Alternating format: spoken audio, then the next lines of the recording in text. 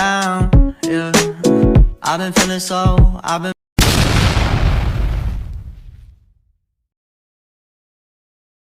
Hai, perkenalkan nama saya Jenny Viviana Baban dengan NIM 2213521077 bersama teman saya Indira Sebraginting dengan NIM 2213521070. Di sini kami akan membahas mengenai kebijakan kelautan dan perikanan melalui Undang-Undang Nomor 11 Tahun 2020 tentang Cipta Kerja. Melalui Undang-Undang Nomor 11 Tahun 2020 tentang Cipta Kerja, pemerintah mengklaim akan mewujudkan pembangunan berkelanjutan dan menyelesaikan masalah dalam sektor kelautan dan perikanan. Namun, menurut koalisi NGO untuk perikanan dan kelautan berkelanjutan, arah kebijakan tata kelola kelautan dan perikanan Indonesia yang dirumuskan dan ditempuh oleh pemerintahan Joko Widodo justru berpotensi menimbulkan krisis ekologi termasuk kerusakan ekosistem laut dan ketidakadilan sosial. Percepatan investasi yang menjadi tujuan Undang-Undang Cipta Kerja dikhawatirkan akan mengabaikan aspek perlindungan, daya dukung ekosistem serta kepentingan kelompok masyarakat marginal di sektor kelautan dan perikanan. Yang menjadi pertanyaannya, apa saja permasalahan regulasi terkait kelautan dan perikanan yang ada? Ya, permasalahannya itu tentu pasti banyak. Yang menjadi salah satunya yaitu adanya muncul dari kebijakan yang memberikan ruang bagi kapal perikanan asing dalam melalui metode pemberian lisensi, charter, bilateral agreement maupun impor kapal yang dibangun di luar negeri. Dan untuk itu melakukan penangkapan ikan di WPP NRI atau wilayah pengelolaan perikanan, sistem pengawasan yang lemah, dan integritasi pengelolaan yang korup menyebabkan praktik-praktik pengurusan sumber daya ikannya oleh kapal-kapal ikan baik lokal maupun asing di WPP langsung tidak terkendali. Itu sih salah satunya. Gitu. Lalu upaya apa yang dilakukan pemerintah Jokowi dalam menunjukkan kemajuan dalam bidang kelautan dan perikanan tersebut? Ya, upaya Bapak Jokowi dalam masa pemerintahnya yaitu menunjukkan kemajuan yang berarti dalam upaya evaluasi dan ketegasan penegakan hukum di bidang perikanan tangkap. Ketegasan itu terkait dengan kebijakan moratorium perizinan bagi kapal-kapal perikanan yang dibangun di luar negeri atau di asing-asing itu.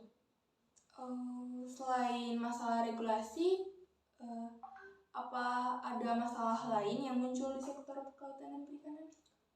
Ada sih, ya, selain regulasi perikanan, persoalan lain di bidang kelautan dan perikanan itu adalah soal perizinan yang panjang, rumit, dan melibatkan berbagai kementerian atau lembaga dan daerah serta tidak efisien. Salah satu contohnya itu adalah perizinan untuk melakukan usaha sehari-hari atau wisata bahari yang setidaknya membutuhkan instrumen izin.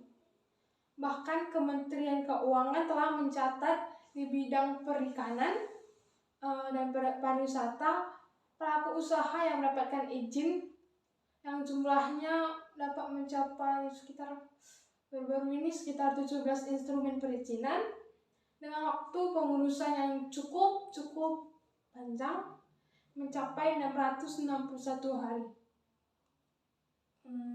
Dengan segala kekayaan dan persoalan sektor kelautan dan perikanan, Indonesia membutuhkan regulasi yang mampu mendorong pembangunan berkelanjutan di sektor kelautan dan perikanan. Faktanya, pendekatan dalam Undang-Undang Cipta Kerja justru berpotensi menghambat terwujudnya pembangunan berkelanjutan. Lalu, apa saja analisis yang terkait dalam pembangunan berkelanjutan di sektor kelautan dan perikanan? dalam Undang-Undang Cipta Kerja? Ya, itu cukup banyak sih pada masa ini. Yang pertama itu perubahan izin menjadi persetujuan lingkungan.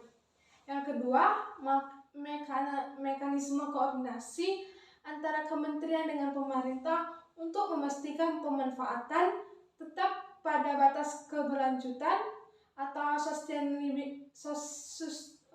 sustainability limit yang tidak diatur. Yang ketiga, kewajiban penetapan tata ruang dan atau zonasi dikecualikan jika terdapat kebijakan nasional bersifat strategis. Dan yang keempat itu mengenai ketentuan mengenai Komisi Nasional Pengkajian Sumber Daya Ikan yang telah dihapus. Dan terakhir yaitu yang kelima, sistem pengawasan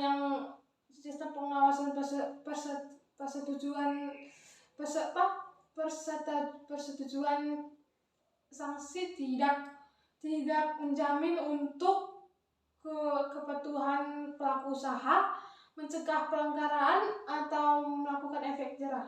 Itu sih banyak kan?